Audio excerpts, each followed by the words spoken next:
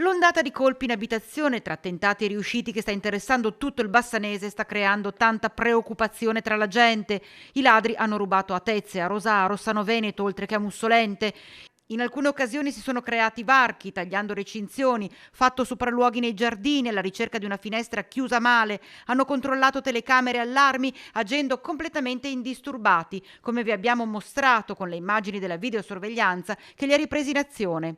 Non si sa se si tratti di una stessa banda o se siano più gruppi di malviventi in azione, certo è che mai come quest'anno, in questo specifico periodo, si sono verificati così tanti furti e l'attenzione è alta, anzi altissima.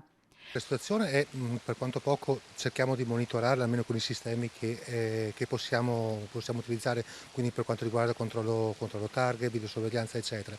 L'unico consiglio che io posso dare è una cosa che l'amministrazione comunale ci crede e abbiamo già iniziato i percorsi, sono i controlli di vicinato, quindi l'attenzione verso quello che succede nelle vie e allertare subito le forze dell'ordine. Perché, continua Franceschini, la denuncia è fondamentale.